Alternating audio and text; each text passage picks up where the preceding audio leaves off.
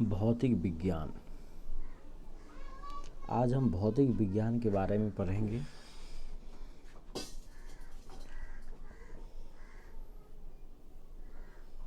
भौतिकी प्राकृतिक विज्ञान की वह शाखा है जिसमें द्रव्य तथा ऊर्जा और उसकी परस्पर क्रियाओं का अध्ययन होता है। भौतिकी प्राकृतिक जगत का मूल विज्ञान है क्योंकि विज्ञान की अन्य शाखाओं का विकास भौतिकी के ज्ञान पर बहुत हद तक निर्भर करता है। अब सबसे पहले पढ़ते हैं मात्रक के बारे में। मात्रक के बारे में क्या कहा गया है? किसी राशि के मापन के निर्देश मानक को मात्रक कहा जाता है। किसी भी राशि को मापने के लिए जिस स्टैंडर्ड का इस्तेमाल किया जाता है उसी को हम लोग मात्रक कहते हैं। मात्रक दो प्रकार के होते हैं, एक तो होता है मूल मात्रक और दूसरा होता है व्युत्पन्न मात्रक। एसआई पद्धति की बात करें तो एसआई पद्धति में मूल मात्रकों की संख्या 7 है, जिनको आप इस सारणी में देख सकते हैं। लंबाई है जिसका एसआई मात्रक मीटर है, उसको संकेत में एम लिखते हैं। द्रव्यमान का एसआई मात्रक किलोग्राम है, संकेत में केजी लिखते हैं। समय का एसआई मात्रक सेकेंड है जिसको एस से रिप्रेजेंट करते हैं। ताप का एसआई मात्रक केल्विन है जिसको के से रिप्रेजेंट करते हैं। विद्युत धारा का एसआई मात्रक एम्पियर है जिसको ए से रिप्रेजेंट करते हैं। ज्योति तीव्रता का एसआई मात्रक कैंडेला है जिसको सीडी से रिप्रेजेंट करते हैं। और पदार्थ की जो परिमाण है, पदार्थ का जो परिमाण है उसका एसआई मात्रक मोल है जिसको एमओएल से रिप्रेजेंट करते हैं। यहाँ पे आप गौर किए होंगे कि के और ए कैपिटल में लिखा गया है। के और ए जो संकेत है उसको कैपिटल में लिखा गया है, बाकी सब स्मॉल में लिखा गया है। इसका मतलब हुआ कि के और ए जो है वो क्या है, किसी वैज्ञानिक का नाम है। के और ए जो है वो क्या है, किसी वैज्ञानिक का नाम है। इसीलिए वैज्ञानिक के नाम को ही संकेत बनाने की वजह से उसको क्या किया गया है, कैपिटल में रिप्रेजेंट किया गया है। चलिए आगे बढ़ते हैं। एसआई का कुछ संपूरक मूल मात्रक भी है, सप्लीमेंट्री भी यूनिट उसका है। समतल कोण का रेडियन होता है जिसको आरएडी से रिप्रेजेंट करते हैं, और घन कोण का एसटी रेडियन होता है जिसको एसआर से रिप्रेजेंट करते हैं। एसआई के कुछ पुराने मात्रकों के नए नाम और उसके संकेत। ताप का एसआई मात्रक पहले तो डिग्री सेंटीग्रेड था जिसको सी बोलते थे, लेकिन अब हो गया डिग्री सेल्सियस। आवृत्ति को पहले कंपन प्रति सेकेंड बोला जाता था, लेकिन अब हर्ट्ज बोला जाता है। ज्योति तीव्रता को पहले कैंडिल शक्ति बोलते थे, लेकिन अब क्या बोला जा रहा है, कैंडेला बोला जा रहा है। चलिए आगे देखते हैं। वे सभी मात्रक जो मूल मात्रकों की सहायता से व्यक्त किए जाते हैं व्युत्पन्न मात्रक कहलाते हैं। डेराइव्ड यूनिट किसको बोलते हैं? वे सभी मात्रक जो मूल मात्रकों की सहायता से व्यक्त किए जाते हैं उसको हम लोग क्या बोलते हैं, व्युत्पन्न मात्रक बोलते हैं। अगला देखते हैं। बहुत लंबी दूरियों को मापने के लिए प्रकाश वर्ष का प्रयोग किया जाता है, अर्थात प्रकाश वर्ष क्या है, दूरी का मात्रक है। प्रकाश वर्ष जो है वो दूरी का मात्रक है, और एक प्रकाश वर्ष में 9.46 गुने 10 के पावर 15 मीटर होता है। इसको आपको याद रखना है, एक प्रकाश वर्ष में 9.46 गुने 10 के पावर 15 मीटर होता है। दूरी मापने की सबसे बड़ी इकाई जो है वो पारसेक है। दूरी मापने की सबसे बड़ी इकाई जो है वो पारसेक है, और एक पारसेक में 3.26 प्रकाश वर्ष होता है। एक पारसेक में कितना होता है, 3.26 प्रकाश वर्ष होता है, या एक पारसेक में 3.08 गुने 10 के पावर 16 मीटर होता है। तो एक पारसेक में आप क्या 3.26 प्रकाश वर्ष बोलो, या एक पारसेक में 3.08 गुने 10 के पावर 16 मीटर भी बोल सकते हैं। आगे देखते हैं। बल की सीजीएस पद्धति में मात्रक डाइन होता है और एसआई पद्धति में मात्रक न्यूटन होता है।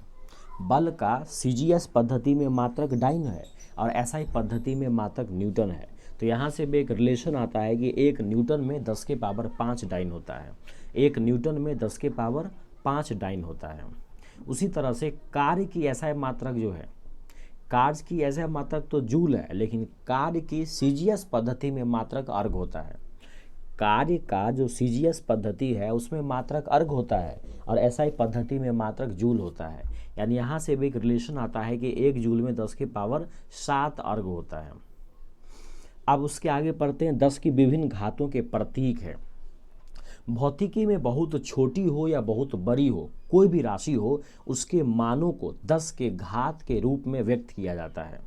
तो यहाँ पे देखिए 10 के घात में कुछ रिप्रेजेंटेशन किया गया है, कुछ नाम और उसके संकेत। तो आइए उसकी बात करते हैं। यहाँ देखिए एक्सा 10 के पावर 18 होता है, जबकि एटो जो है 10 के पावर -18 होता है। एक्सा 10 के पावर प्लस में 18 होता है और एटो जो है 10 के पावर माइनस में 18 होता है। पेटा 10 के पावर 15, पौ से 15, पौ से पेटा, पेटा 10 के पावर 15 होता है, जबकि फेमटो जो है 10 के पावर -15 होता है। टेरा 10 के पावर 12 होता है और पीको जो है वो 10 के पावर -12 होता है। गीगा बोले तो 10 के पावर 9 होता है, जबकि नैनो जो है 10 के पावर -9 होता है। मेगा 10 के पावर 6 होता है, जबकि माइक्रो जो है 10 के पावर -6 होता है। किलो 10 के पावर 3 को बोलते हैं, जबकि मिली जो है 10 के पावर -3 को बोलते हैं। हेक्टो 10 के पावर 2 को बोलते हैं और सेंटी जो है वो 10 के पावर -2 को बोलते हैं। डेका 10 के पावर 1 को बोलते हैं और डेसी जो है वो 10 के पावर -1 को बोलते हैं। तो ये था बेसिक चीज़ें जो आपको याद होनी चाहिए, इस पर कोई ना कोई सवाल जरूर पूछ लिए जाते हैं। आइए आज हम टॉपिक नंबर 2 की भी बात करते हैं। टॉपिक नंबर 2 में हमको गति पढ़ना है। क्या पढ़ना है? गति। गति में आपको ध्यान रखना क्या है कि गति को समझने से पहले कुछ बेसिक बातें जो आपको याद रखना चाहिए। पहला है अदिश राशि, स्केलर क्वांटिटी। वैसी भौतिक राशि जिनमें केवल परिमाण होता है, दिशा नहीं होता, उसे हम लोग अदिश राशि कहते हैं, स्केलर क्वांटिटी कहते हैं। जैसे द्रव्यमान, चाल, आयतन, कार्य, समय, ऊर्जा। द्रव्यमान, चाल, आयतन, कार्य, समय, ऊर्जा, ये सब अदिश राशियां हैं। उसके अलावा भी विद्युत धारा है, ताप है, दाब है, ये सब भी क्या है? अदिश राशियां हैं। अब आगे पढ़ते हैं वेक्टर क्वांटिटी यानी सदिश राशि। सदिश राशि किसको बोलते हैं? तो वैसी भौतिक राशि जिनमें परिमाण के साथ साथ दिशा भी रहता है। वैसी भौतिक राशि जिनमें परिमाण के साथ साथ दिशा भी रहती है और जो योग के निश्चित नियमों के अनुसार जोड़ी जाती है, उन्हें हम लोग सदिश राशि कहते हैं। जैसे बल, विस्थापन, वेग, त्वरण। वेग, विस्थापन, बल, त्वरण नॉर्मली कहा जाता है कि जिसमें बल लगा होगा उस सबको आप क्या मान लेना? सदिश राशि मान लेना। तो वेग, विस्थापन, बल, त्वरण ये सब क्या है? सदिश राशि है। और इसके अलावा नॉर्मली जो बचेगा वो क्या हो जाएगा? अदिश राशि हो जाएगा। आगे दूरी पढ़ते हैं। किसी दिए गए समय अंतराल में वस्तु द्वारा तय की गई मार्ग की लंबाई को दूरी कहते हैं। दूरी का मतलब डिस्टेंस हुआ। किसी भी दिए गए समय अंतराल में कोई भी वस्तु कितना रास्ते की लंबाई को तय करती है, उसी को उसकी दूरी कहते हैं। यह एक अदिश राशि है। दूरी क्या है? अदिश राशि है, क्योंकि इसमें केवल परिमाण होता है, दिशा की कोई जरूरत नहीं। कितना भी आप टेढ़ा मेढ़ा घूम के जाओ वो आपकी दूरी कहलाएगी। दूरी हमेशा जो है धनात्मक लिया जाता है। जिस प्रकार क्षेत्रफल हमेशा पॉजिटिव लिया जाता है, उसी प्रकार से दूरी भी हमेशा धनात्मक ही लिया जाता है। अब विस्थापन किसको बोलते हैं? एक निश्चित दिशा में दो बिंदुओं के बीच की लंबवत दूरी को या न्यूनतम दूरी को विस्थापन कहते हैं। एक निश्चित दिशा में देख लीजिए, डिस्प्लेसमेंट जो विस्थापन है उसमें डायरेक्शन जरूर है कि किस दिशा में आप जा रहे हैं, या दो बिंदुओं के बीच की जो न्यूनतम दूरी है विद डिस्टेंस एंड डायरेक्शन, तो इसको बोलते हैं हम लोग विस्थापन। यह एक सदिश राशि है। विस्थापन क्या है? सदिश राशि है, क्योंकि विस्थापन के अंदर क्या है? दिशा है। विस्थापन के अंदर दिशा भी है, तो विस्थापन क्या है? सदिश राशि है। लेकिन ये भी एक प्रकार का दूरी ही है। कई लोग कन्फ्यूज होते हैं कि दूरी और विस्थापन में क्या अंतर है। देखिए, दूरी मान लीजिए आप ऐसे ऐसे जा रहे हैं। दूरी मान लीजिए आप ए पॉइंट से चलना शुरू किए, ये पॉइंट ए है और ये पॉइंट बी है, तो यहाँ से लेकर जितना भी आपने घुमैया किया है वो सारा आपका क्या हो जाएगा? दूरी हो जाएगा। लेकिन अगर इसी दो बिंदु के बीच आपको विस्थापन निकालना हो तो हम ऐसे ऐसे नहीं कवर करेंगे, सीधा यहाँ से लेके डायरेक्ट यहाँ तक के डिस्टेंस को कवर करेंगे। अब आप ही देखिए, ये दोनों डिस्टेंस ए से लेकर बी तक जो ब्लैक वाला डिस्टेंस है, ब्लैक वाला जो दूरी है वो दूरी ज़्यादा है, या फिर जो लाल वाला ऐसे से घूम के गया है वो दूरी ज़्यादा है। तो आप कहेंगे लाल वाला दूरी ज़्यादा है और इसमें दिशा का कोई बात ही नहीं। लेकिन इसमें देखिए ए से लेके एक प्रॉपर डायरेक्शन है इस तरफ में, तो विस्थापन का मतलब हुआ कि दो बिंदु के बीच की न्यूनतम दूरी किसी खास डायरेक्शन में, लेकिन दूरी का मतलब हुआ सीधा आप कैसे भी जाओ, बस यहाँ से वहाँ पहुँच जाओ, उसको बोलते हैं दूरी। तो ज़्यादातर केस में दूरी विस्थापन से अधिक ही होता है और विस्थापन ज़्यादातर दूरी से कम ही होता है, लेकिन कई बार दूरी विस्थापन सेम भी हो सकते हैं। यहाँ देखिए साफ साफ लिखा हुआ है कि विस्थापन जो है, विस्थापन धनात्मक भी हो सकता है, ऋणात्मक भी हो सकता है और शून्य भी हो सकता है। विस्थापन धनात्मक, ऋणात्मक और शून्य कुछ भी हो सकता है। अब ये धनात्मक, ऋणात्मक और शून्य कैसे हुआ इसको समझ लीजिए। ये मान लीजिए यहाँ से आपने चलना शुरू किया और यहाँ तक गया। ये मान लीजिए आपका घर है और ये आपका स्कूल है। तो यहाँ से यहाँ इस बार गया क्योंकि यही एक रास्ता है, तो इस बार दूरी भी इतना ही हुआ और यहाँ से वापस घर आए तो विस्थापन भी उतना ही हुआ। तो इस केस में दूरी विस्थापन दोनों क्या है, सेम ही है। लेकिन कल हो के क्या किया आप, स्कूल, घर से स्कूल गए और स्कूल से वापस आते समय आप क्या किए, थोड़ा और आगे बढ़ गए, किसी दुकान में चले गए, तो इस केस में आप यहाँ रुक गए। तो इस बार देखिए कि दूरी घर से लेके स्कूल तक का था, लेकिन पीछे वापस आप अपने मूल बिंदु से और पीछे चले गए, तो इस केस में जो है क्या हो जाएगा, विस्थापन ऋणात्मक हो जाएगा।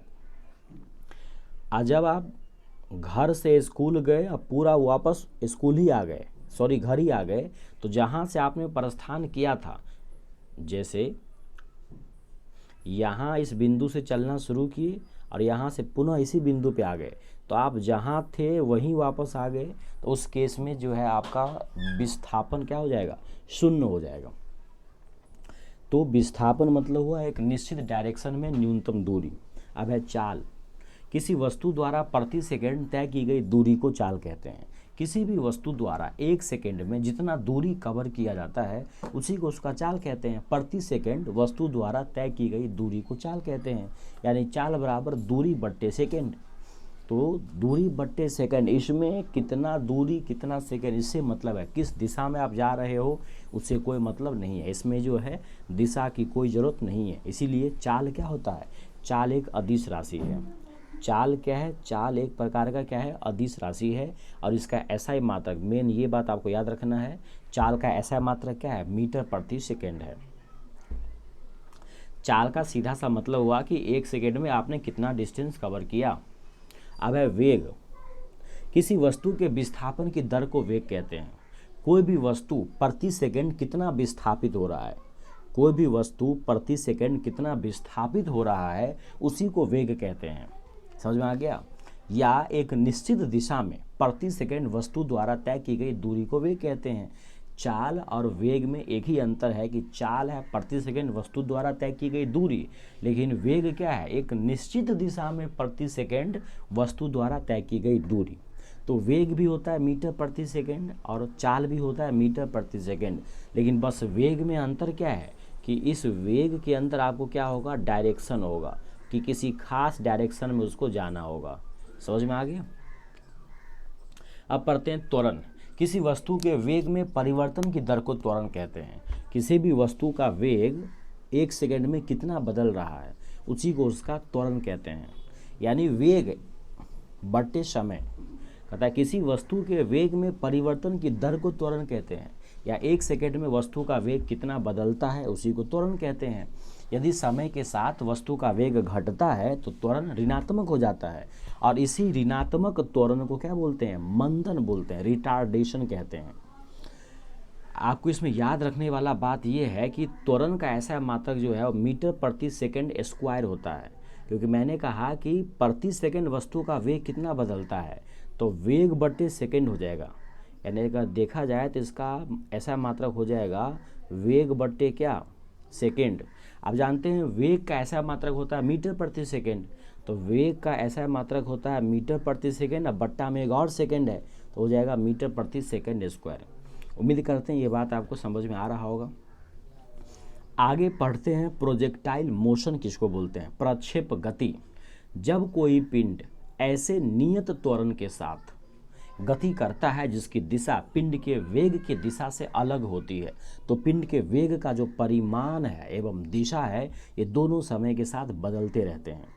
कह रहा है कि जब कोई पिंड ऐसे नियत त्वरण के अंतर्गत गति करता है जिसकी दिशा पिंड के वेग की दिशा से अलग होती है तो पिंड के वेग का परिमाण एवं दिशा दोनों समय के साथ बदलते रहते हैं। इसके कारण क्या होता है, पिंड एक समतल में वक्र पथ पर गति करने लगता है। इसी वक्र पथ की गति को हम लोग प्रक्षेप गति कहते हैं और जो वक्र पथ है उसको हम लोग प्रोजेक्टरी कहते हैं या प्रक्षेप पथ कहते हैं। जो प्रक्षेप पथ होता है वो हमेशा परवलयाकार होता है। कैसा होता है, इस टाइप का होता है, परवलयाकार होता है। ठीक है, धनुष से छूटा हुआ बाण, ये आप याद कर लेंगे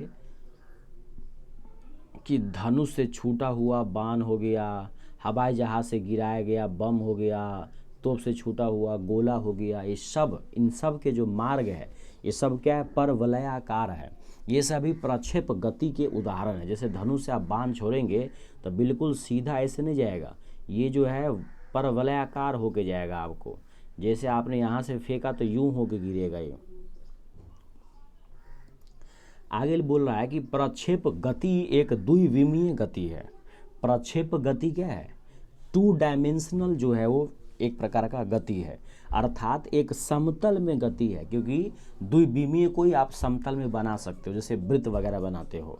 प्रक्षेप को, यहाँ से सवाल पूछता है, प्रक्षेप को अधिकतम दूरी तक फेंकने के लिए उसको क्षैतिज के साथ 45 डिग्री के कोण पर ऊपर की ओर प्रक्षेपित करना चाहिए। देखिए, कुछ लोग जानते नहीं होंगे क्षैतिज क्या होता है। जो ऐसा रेखा है उसको बोलते हैं क्षैतिज और जो ऐसा रेखा है उसको बोलते हैं ऊर्ध्वाधर। तो किसी भी प्रक्षेप को चाहते हैं कि वो अधिकतम दूरी कवर करे तो आप उसको क्या कीजिए, क्षैतिज के साथ 45 डिग्री पर ऊपर की तरफ फेंकिए। जैसे मान लीजिए ये क्षैतिज है, ये आपका क्षैतिज है, तो उसको क्या कीजिए आप 45 डिग्री पे ऊपर की तरफ फेंकिएगा तो ये अधिकतम डिस्टेंस कवर करेगा। चलिए आगे चलते हैं। प्रक्षेपण कोण थीटा और 90 माइनस थीटा दोनों के लिए जो क्षैतिज परास होता है वो समान होता है। परास का मतलब रेंज। आपने गणित में पढ़ा होगा ना कि जैसे दिए गए डाटा है 2, 4, 6, 8, इसका परास बताओ, तो हम क्या करते हैं, अधिकतम में से न्यूनतम को घटा देते हैं। तो 8 में से 2 गया तो 6, इसका परास हो जाएगा रेंज। तो वही कह रहा है कि प्रक्षेपण कोण थीटा और 90 माइनस थीटा दोनों के लिए जो क्षैतिज परास है वो एक ही होता है। प्रक्षेप पथ के उच्चतम बिंदु पर वेग एवं त्वरण के बीच 90 डिग्री का कोण बनता है। पूछ सकता है कि प्रक्षेप पथ के उच्चतम बिंदु पर वेग और त्वरण के बीच कितने डिग्री का कोण बनता है, तो 90 डिग्री का बनता है। अब आगे पढ़ते हैं, सर्कुलर मोशन के बारे में पढ़ते हैं। वृत्तीय गति। जब कोई वस्तु किसी वृत्ताकार मार्ग पर गति करती है तो उसकी गति को हम लोग वृत्तीय गति कहते हैं। जब कोई वस्तु ऐसे चक्कर लगाता है, या आप यूं समझिए कि जब कोई वस्तु किसी वृत्ताकार में चक्कर लगाता है, ठीक है, जब कोई वस्तु किसी वृत्ताकार मार्ग पर गति करती है तो उसकी गति को हम लोग वृत्तीय गति कहते हैं। जैसे ये मान लीजिए सेंटर है, यहाँ से ऐसे क्या ऐसे ऐसे घूम रहा है, वो बार बार ऐसे ऐसे क्या कर रहा है, घूम रहा है इस तरीके से। तो इस प्रकार की गति को हम लोग उसको वृत्तीय गति कहते हैं। यदि वह एक समान चाल से गति करती है तो उसकी गति को हम लोग एक समान वृत्तीय गति कहते हैं। वृत्तीय गति एक त्वरित गति होती है। अगर वृत्तीय पथ पर कोई वस्तु गति कर रही है तो उसकी गति में त्वरण होती है, क्योंकि वेग की दिशा प्रत्येक बिंदु पर बदलती रहती है। और आपने पढ़ा था कि वेग परिवर्तन की दर को ही त्वरण कहते हैं। तो वृत्ताकार मार्ग पर चलने वाली वस्तु के अंदर त्वरण होता है, क्योंकि प्रत्येक बिंदु पर वस्तु का वेग बदलता रहता है, यानी प्रति सेकंड या प्रत्येक बिंदु पर वेग बदल रहा है, और वेग बदलने की कोई हम लोग क्या बोलते हैं, त्वरण बोलते हैं। आगे लिखा है, डोरी से बंधे हुए एक पत्थर को तेजी से वृत्त में घुमाया जाता है और घुमाने के समय डोरी टूट जाने पर पत्थर स्पर्श रैखिकता उड़ जाता है। ये कह रहा है कि जैसे मान लीजिए कोई वृत्त है, ठीक है,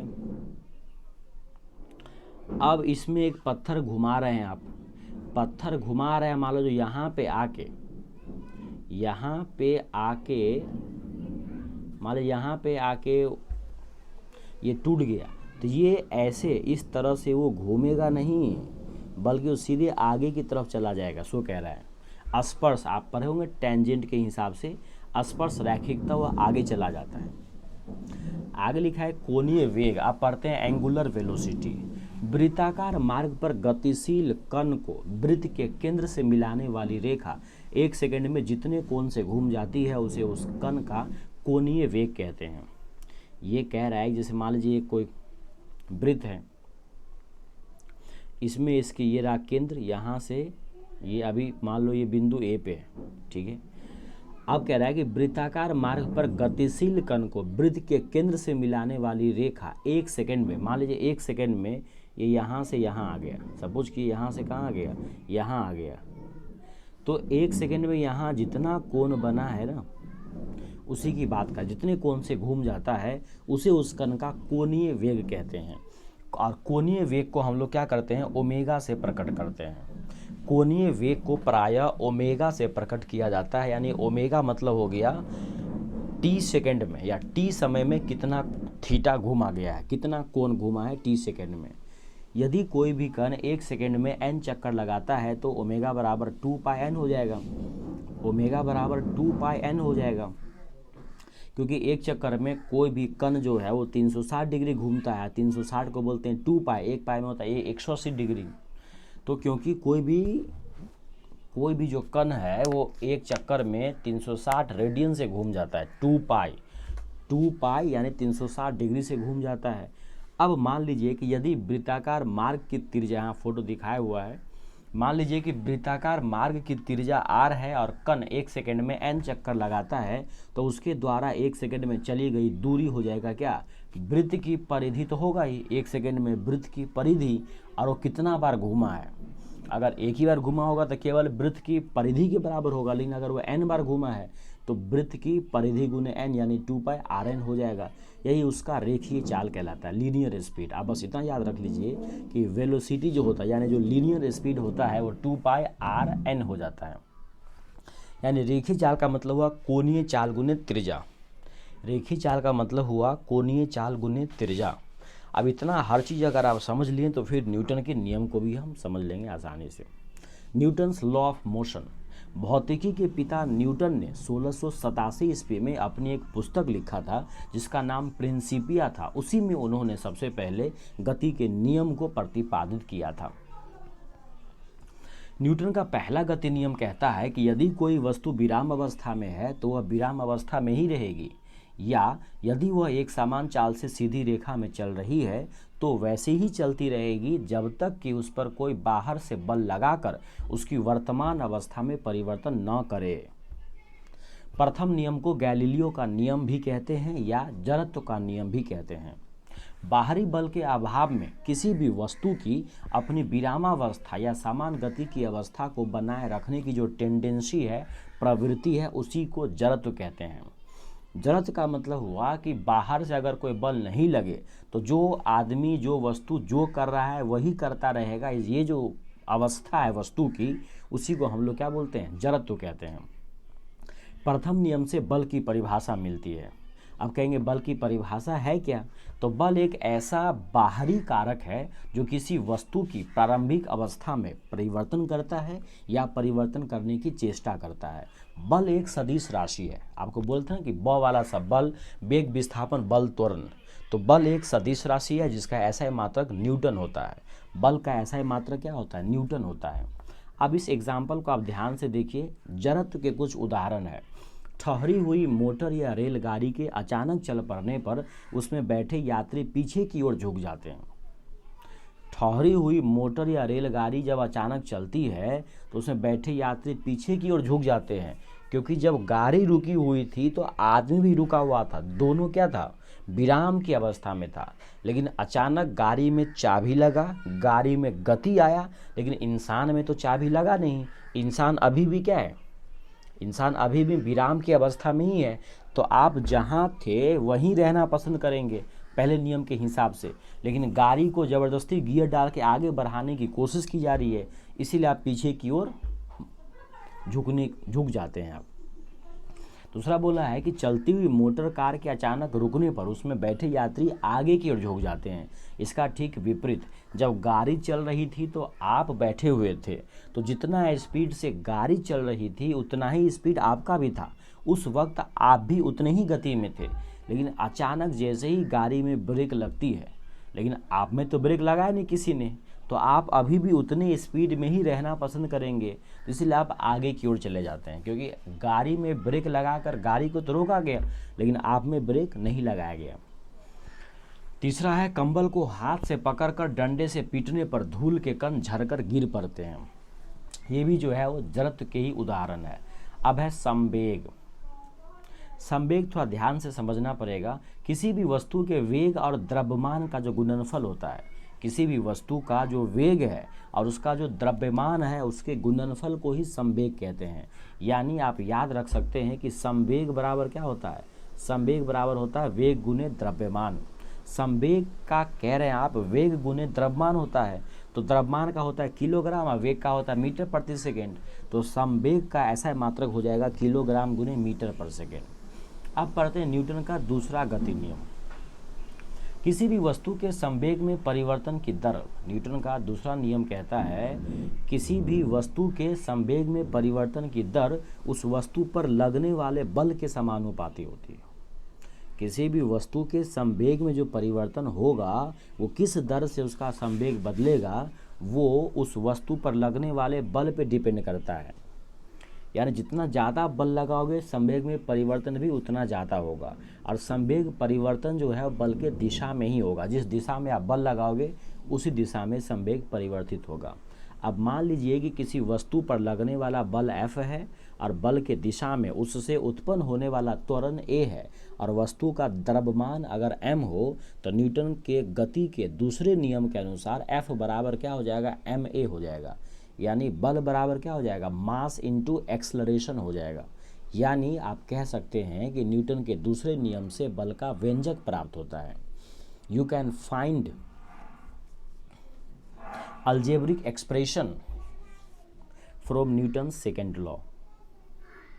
प्रथम नियम दूसरे नियम का ही अंग है। प्रथम नियम जो है वो दूसरे नियम का ही क्या है? अंग है। प्रथम नियम जो है वो दूसरे नियम का ही क्या है? एक अंग है। आगे देखते हैं क्या कह रहा है। न्यूटन का तीसरा नियम देखते हैं। Newton's third law of motion. प्रत्येक क्रिया के बराबर परंतु विपरीत दिशा में प्रतिक्रिया होती है। यही न्यूटन का तीसरा नियम है। न्यूटन का तीसरा नियम कहता है कि प्रत्येक क्रिया के बराबर परंतु विपरीत दिशा में प्रतिक्रिया होती है। जैसे बंदूक से गोली चलाने पर चलाने वाले को पीछे की ओर धक्का लगना, नाव से किनारे पर कूदने पर नाव को पीछे की ओर हट जाना, रॉकेट को उड़ाने में इत्यादि सारे क्या है? न्यूटन के थर्ड लॉ पे काम करता है। अब है संवेग संरक्षण का सिद्धांत। यदि कणों के किसी समूह या निकाय पर कोई बाहरी बल नहीं लग रहा हो, तो उस निकाय का कुल संवेग नियत रहता है, अर्थात टक्कर के पहले और टक्कर के बाद का संवेग हमेशा बराबर रहता है। संवेग संरक्षण का सिद्धांत कहता है कि यदि कणों के किसी समूह या निकाय पर कोई बाहरी बल नहीं लग रहा हो, तो उस निकाय का कुल संवेग नियत रहता है, अर्थात टक्कर के पहले और टक्कर के बाद जो संवेग है वो बराबर रहता है। आगे है आवेग, इम्पल्स। आवेग का मतलब है कि जब कोई बड़ा बल किसी वस्तु पर थोड़े समय के लिए काम करता है, तो वो बल और वो समय अंतराल का जो गुणनफल होगा उसी को हम लोग आवेग कहते हैं। यानी मोटे तौर पे आप कह सकते हैं कि आवेग बराबर क्या हो जाएगा? बल गुने समय अंतराल, या आवेग बराबर संवेग में परिवर्तन। आवेग एक सदिश राशि है। आवेग क्या है? यहाँ आप देखिए वो लगाए ना, आवेग एक सदिश राशि है जिसका ऐसा मात्रक न्यूटन सेकेंड होता है। क्योंकि आवेग बराबर आपने कहा है बल गुने समय अंतराल, तो बल का ऐसा मात्रक न्यूटन, समय का सेकेंड, तो आवेग का ऐसा मात्रक हो जाएगा न्यूटन सेकेंड, तथा इसकी दिशा वही होगी जो बल की दिशा होगी, जिस दिशा में आपने बल लगाया है। अब है अभिकेंद्रीय बल, सेंट्रीपिटल फोर्स। जब कोई वस्तु किसी वृत्ताकार मार्ग पर चलती है तो उस पर एक बल वृत्त के केंद्र की ओर काम करता है। जब कोई वस्तु किसी वृत्ताकार मार्ग पर चलती है तो उस पर एक बल वृत्त के केंद्र की ओर काम करता है। इसी बल को, जो बल वृत्त के केंद्र की ओर काम कर रहा था, उसी बल को अभिकेंद्रीय बल कहते हैं। कहने का मतलब ये है कि कोई भी वस्तु अगर वृत्ताकार मार्ग में चल रही है या वृत्ताकार मार्ग पे चल रही है तो ये तभी पॉसिबल है जब कोई एक बल वृत्त के केंद्र की ओर काम करे, और उसी केंद्र की ओर काम करने वाले बल को अभिकेंद्रीय बल कहते हैं। इस बल के अभाव में वस्तु वृत्ताकार मार्ग पर नहीं चल सकती है। अब मान लीजिए कि यदि कोई m द्रव्यमान का पिंड v चाल से r त्रिज्या वाले वृत्तीय मार्ग पर चल रहा है, तो उस पर काम करने वाला जो वृत्त के केंद्र की ओर का जो बल होगा, जिसको आप अभिकेंद्रीय बल कहते हैं, वो बल हो जाएगा mv²/r। यानी अभिकेंद्रीय बल हो जाएगा mv²/r हो जाएगा। यहाँ पर m क्या है, वस्तु का द्रव्यमान है, v उसकी वेलोसिटी है और r उसकी त्रिज्या है। अब है अपकेंद्रीय बल, सेंट्रीफ्यूगल फोर्स। और जड़त्वीय फ्रेम, नॉन इनर्शियल फ्रेम में न्यूटन के नियमों को लागू करने के लिए कुछ ऐसे बलों की कल्पना करनी पड़ती है जिन्हें आप किसी परिवेश में या किसी पिंड से संबंधित नहीं कर सकते हैं। ये बल बिल्कुल क्षुद्र या जड़त्वीय बल कहलाते हैं। अपकेंद्रीय बल एक ऐसा ही जड़त्वीय बल या छद्म बल है। इसकी दिशा अभिकेंद्रीय बल के विपरीत दिशा में होती है। आपको जो मेन याद रखना है वो ये कि कपड़ा सुखाने का मशीन, दूध से मक्खन निकालने का मशीन, ये सब के सब जो है, कपड़ा सुखाने का मशीन, दूध से मक्खन निकालने का मशीन आदि सब जो है अपकेंद्रीय बल के सिद्धांत पर काम करता है। आगे लिखा हुआ है कि वृत्तीय पथ पर गतिमान वस्तु पर काम करने वाले अभिकेंद्रीय बल की प्रतिक्रिया होती है। या आपने अभी अभी देखा कि कोई भी वस्तु वृत्ताकार मार्ग पे गति कर रही है तो उसमें एक बल वृत्त के केंद्र की ओर जरूर लगेगा और उसी बल को हम लोग अभिकेंद्रीय बल कहते हैं। बिना अभिकेंद्रीय बल के वस्तु वृत्ताकार मार्ग पर चल ही नहीं सकती है। जैसे मौत के कुएं में कुएं की दीवार मोटरसाइकिल पर अंदर की ओर बल लगाती है, जबकि इसकी प्रतिक्रिया में मोटरसाइकिल द्वारा कुएं की दीवार पर बाहर की ओर बल लगाया जाता है। कभी कभी बाहर की ओर काम करने वाले इस प्रतिक्रिया रिपल्सन फोर्स को भ्रमवश अपकेंद्रीय बल कह दिया जाता है, जो गलत है, क्योंकि मोटरसाइकिल अगर उस पर घूम रहा है वृत्ताकार तो एक बल जो पूरा दीवार है वो तो अंदर की ओर लगा रहा है, उसके उल्टा में, उसके विपक्ष में, उसके जवाब में बाइक द्वारा बाहर की ओर बल लगाया जाता है। अब पढ़ते हैं बल आघूर्ण किसको बोलते हैं, मोमेंट ऑफ फोर्स। बल द्वारा एक पिंड को एक अक्ष के चारों तरफ घुमाने की प्रवृत्ति को बल आघूर्ण कहते हैं। कहता है बल द्वारा किसी एक पिंड को एक अक्ष के परितः या चारों ओर घुमाने की प्रवृत्ति को बल आघूर्ण कहते हैं। किसी अक्ष के परितः या चारों ओर एक बल का बल आघूर्ण उस बल के परिमाण तथा अक्ष से बल की क्रिया रेखा के बीच की लंबवत दूरी के गुणनफल के बराबर होती है। अर्थात बल आघूर्ण जिसको टॉर्क बोलते हैं, तो बल आघूर्ण बराबर क्या हो जाएगा, बल गुने आघूर्ण भुजा। ये बड़ा काम का है। बल आघूर्ण होता है बल गुने आघूर्ण भुजा। यह एक सदिश राशि है। बल आघूर्ण जो है वो एक सदिश राशि है जिसका SI मात्रक न्यूटन मीटर होता है। क्योंकि बल आघूर्ण क्या होता है, बल गुने आघूर्ण भुजा, तो बल का हो जाएगा न्यूटन और आघूर्ण भुजा तो एक लंबाई है तो उसका मीटर हो जाएगा। तो बल आघूर्ण एक सदिश राशि है जिसका SI मात्रक न्यूटन मीटर होता है। अब पढ़ते हैं सरल मशीन। सरल मशीन जो है बल आघूर्ण के सिद्धांत पर ही काम करता है। जो सरल मशीन है वो बल आघूर्ण के सिद्धांत पर ही काम करता है। आप कहेंगे सरल मशीन है क्या, तो सरल मशीन एक ऐसी युक्ति है जिसमें किसी भी सुविधाजनक बिंदु पर बल लगाकर किसी अन्य बिंदु पर रखे हुए वजन को उठाया जा सकता है। जैसे उत्तोलक हुआ, घिरनी हुआ, आनत तल हुआ, स्क्रू जैक हुआ, ये सब के सब क्या है, साइकिल का जो ब्रेक वगैरह देखते हैं आप, ये सब के सब क्या है, सरल मशीन के एग्जाम्पल है। अब उत्तोलक कई प्रकार के होते हैं। तो उत्तोलक एक सीधी या टेढ़ी दृढ़ मजबूत छड़ होती है जो किसी निश्चित बिंदु के चारों ओर स्वतंत्रता पूर्वक घूम सकती है। उत्तोलक में 3 बिंदु होते हैं। उत्तोलक के अंदर क्या होता है, 3 बिंदु होता है। इसको ध्यान से समझना बहुत ज़रूरी है। जैसे मान लीजिए कि ये एक लाइन है, ये एक मान लीजिए उत्तोलक है। इसमें आपको ध्यान क्या रखना है, इसमें एक बिंदु यहाँ है, मान लीजिए एक बिंदु ए है, एक बिंदु यहाँ पे क्या है बी है, और एक बिंदु यहाँ पे सी है। उत्तोलक के अंदर 3 बिंदु होता है, एक तो होता है फलक्रम, एक होता है इफोर्ट, और एक होता है लोड। इसको आप हिंदी में न पढ़े तो ही बेहतर है, आप इसको अंग्रेजी में याद रखें, फलक्रम, इफोर्ट और लोड। अब कहेगा ये फलक्रम क्या है, इफोर्ट क्या है, लोड क्या है, आपको समझ में नहीं आ रहा होगा, बिल्कुल सही बात है, इसको आप ऐसे समझे।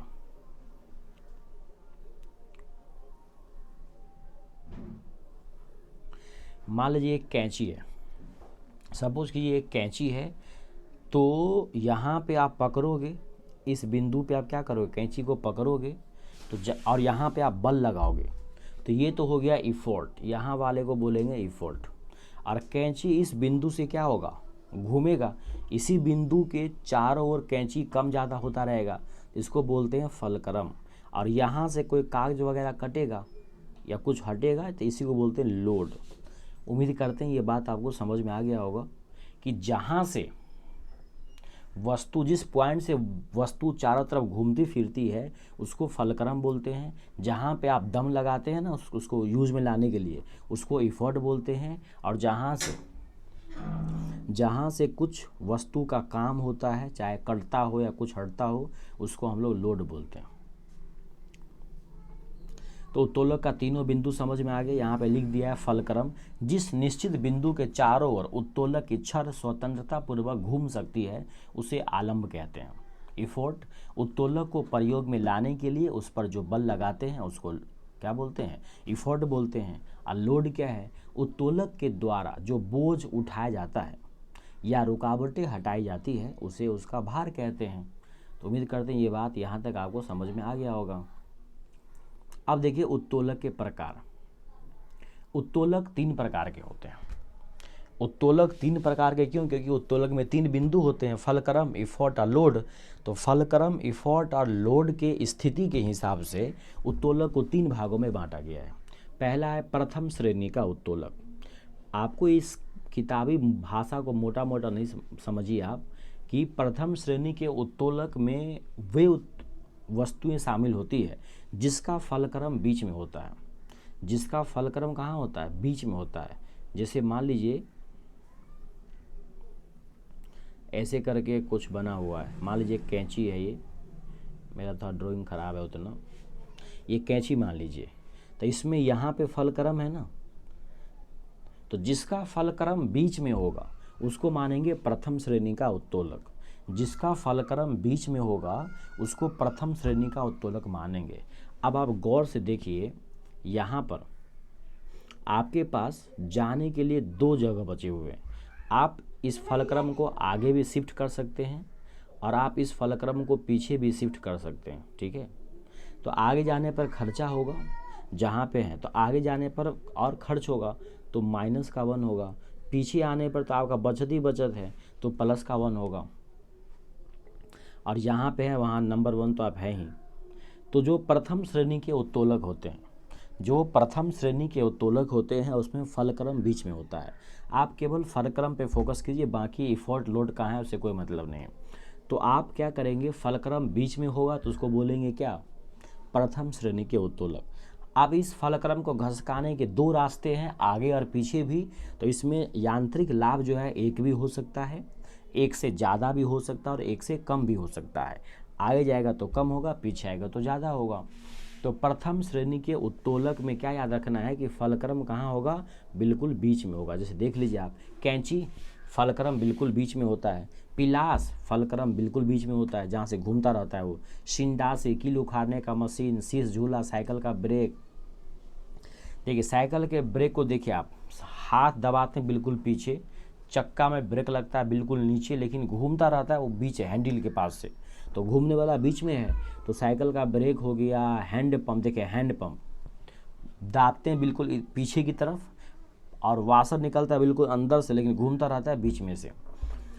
तो कैंची हो गया, पिलास हो गया, सिंडासी हो गया, कील उखाड़ने का मशीन हो गया, शीश झूला हो गया, साइकिल का ब्रेक हो गया, हैंड पंप हो गया। इस सब के अंदर इस सब के अंदर फलक्रम कहाँ होता है? बिल्कुल बीच में होता है। इसीलिए इसका यांत्रिक लाभ 1 भी होगा, 1 से आगे जाएगा तो कम भी होगा और 1 से अधिक भी हो सकता है। तो उम्मीद करते हैं प्रथम श्रेणी का उत्तोलक आपको समझ में आ गया होगा, इसके एग्जाम्पल भी समझ में आ गए होंगे। अब है द्वितीय श्रेणी के उत्तोलक। द्वितीय श्रेणी के उत्तोलक में आपको याद क्या रखना है कि जो फल क्रम होगा, द्वितीय श्रेणी के उत्तोलक में जो फल क्रम होगा वो सबसे आगे होगा। जहाँ से घूमेगा ना वो चीज़, वो सबसे आगे होगा। जैसे आपने देखा होगा नींबू निचोड़ने वाला मशीन, जैसे नींबू डालते हैं तो उसको उठाते ना, तो कहाँ से घूमता रहता है वो। जैसे मान लीजिए यहाँ पे ऐसे समझिए, यहाँ बनेगा नहीं मेरे से उतना, देखिए जैसे मान लीजिए ये है यहाँ पे ऐसे, और यहाँ से आपने ऐसे किया, ऐसे रखे हैं, यहाँ से आप उसको उठाते हैं और यहाँ पे नींबू डालते हैं, तो वो ये जो उठ रहा है ये तो आप पकड़ने वाला आपका है यहाँ पे ऐसे, तो आप यहाँ ये इस बिंदु से क्या हो रहा है, ये बार उठ रहा है। तो आपको याद क्या रखना है कि द्वितीय श्रेणी के उत्तोलक में फलक्रम सबसे आगे होगा। द्वितीय श्रेणी के उत्तोलक में फलक्रम क्या होगा? सबसे आगे होगा। अब जब सबसे आगे है फलक्रम तो ये और आगे तो जा नहीं सकता है, तो अब पीछे ही आएगा वो, तो यांत्रिक लाभ हमेशा 1 से ज़्यादा ही होगा। ठीक है, यांत्रिक लाभ हमेशा 1 से क्या होगा? ज़्यादा होगा, वही लिखा हुआ है। तो आपको याद रखना है कि द्वितीय श्रेणी के उत्तोलक में फलक्रम सबसे आगे होगा और इसमें यांत्रिक लाभ हमेशा 1 से ज़्यादा होगा। इसके एग्जाम्पल क्या है? सरौता है, नींबू निचोड़ने का मशीन है, एक पहिया की कूड़े ढोने की गाड़ी इत्यादि, ये सब क्या है? द्वितीय श्रेणी के उत्तोलक में है। तो प्रथम श्रेणी का उत्तोलक में फलक्रम बिल्कुल बीच में था, द्वितीय श्रेणी के उत्तोलक में फलक्रम सबसे आगे होगा। अब तृतीय श्रेणी का जो उत्तोलक होगा इसमें फलक्रम बिल्कुल पीछे होगा, यानी जहाँ से वो उठ बैठ करेगा ना, वो घूम फिर करेगा, वो बिल्कुल पीछे होगा। जैसे आपने देखा होगा स्टेपलर, जिससे आप पिन मारते हैं अपने कॉपी में, इसको उठाते बैठाते हैं तो कहाँ से जुड़ा रहता है वो? इसका जुड़ाव बिल्कुल पीछे रहता है। प्रथम वाले में जो कैंची था उसका जुड़ाव बिल्कुल बीच में था, द्वितीय वाले में नींबू निचोड़ने का मशीन जुड़ाव सबसे आगे था, और तृतीय में चिमटा हो गया या मनुष्य का हाथ हो गया या फिर जो स्टेपलर हो गया, इसका जुड़ाव कहाँ है? बिल्कुल पीछे है। इसका जुड़ाव क्या है? बिल्कुल पीछे। तो तृतीय श्रेणी बिल्कुल पीछे, तब आप आगे ही जा पाओगे, जिसका यांत्रिक लाभ हमेशा 1 से कम होगा। तो तृतीय श्रेणी के उत्तोलक में जो फलक्रम है एफ है वो बिल्कुल पीछे रहता है, इसमें यांत्रिक लाभ हमेशा 1 से कम होता है। जैसे चिमटा है, मनुष्य का हाथ, देखिए चिमटा में देखिए रोटी सबसे आगे पकड़ता है, वहाँ से खुलता है मुंह, दम लगाते हैं बीच में और जुड़ा रहता है बिल्कुल पीछे। तो चिमटा है, मनुष्य का हाथ है, स्टेपलर है। अब है सेंटर ऑफ ग्रेविटी, गुरुत्व केंद्र। किसी भी वस्तु का जो सेंटर ऑफ ग्रेविटी होता है यानी गुरुत्व केंद्र होता है, वो एक ऐसा बिंदु है जहां वस्तु का समस्त भार काम करता है, चाहे वस्तु जिस स्थिति में भी रखी जाए। वस्तु का भार गुरुत्व केंद्र से ठीक नीचे की ओर काम करता है। वस्तु का भार गुरुत्व केंद्र से ठीक नीचे की ओर काम करता है, अतः गुरुत्व केंद्र पर वस्तु के भार के बराबर अगर ऊपर की तरफ बल लगा दिया जाए तो हम वस्तु को बैलेंस करके रख सकते हैं। तो गुरुत्व केंद्र समझ में आ गया। गुरुत्व केंद्र किसी वस्तु का एक ऐसा पॉइंट है जहां वस्तु का समस्त भार केंद्रित होता है। ठीक है, यही सेंटर ऑफ ग्रेविटी आपको पता होगा, आप जब परमाणु का भार निकालते हैं तो प्रोटॉन प्लस न्यूट्रॉन को जोड़ते हैं, क्योंकि बिल्कुल सेंटर में कौन होता है? प्रोटॉन और न्यूट्रॉन होता है ना, इलेक्ट्रॉन तो चक्कर लगाता रहता है। इसीलिए जब आप मास निकालते हैं किसी परमाणु का तो उसमें आप क्या करते हैं? प्रोटॉन प्लस न्यूट्रॉन को ही जोड़ते हैं, क्योंकि किसी वस्तु का भी जो गुरुत्व केंद्र होता है ना, किसी भी वस्तु का, वो उसके बिल्कुल सेंटर में होता है। ठीक है, अब देखिए संतुलन के प्रकार। तो संतुलन 3 प्रकार के होते हैं, एक अस्थायी संतुलन है, एक अस्थायी संतुलन है और एक उदासीन संतुलन है। पहला देखते हैं अस्थायी संतुलन। यदि किसी वस्तु को उसकी संतुलन स्थिति से थोड़ा सा विस्थापित किया जाए और बल हटाते ही वह पुनः अपने पुराने स्थिति में आ जाए तो ऐसी संतुलन को हम लोग अस्थायी संतुलन कहते हैं।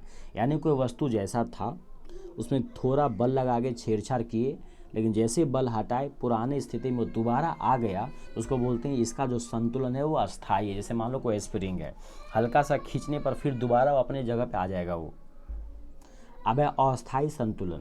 यदि किसी वस्तु को उसकी संतुलनावस्था से थोड़ा सा विस्थापित किया जाए और उस पर छोड़ा जाए तो वह पुनः अपने संतुलन की स्थिति में न आए, तो इसे हम लोग बोलेंगे अस्थायी संतुलन। जैसे मान लो आटा गूंथा हुआ है, गूंथा हुआ आटा है, रखा हुआ था अपने संतुलन में, हल्का सा उसको खींचिए, वो जहाँ खींचेंगे वहीं चिपक जाएगा, वो वहीं रह जाएगा, उसे पुराने जैसे में नहीं आएगा वो।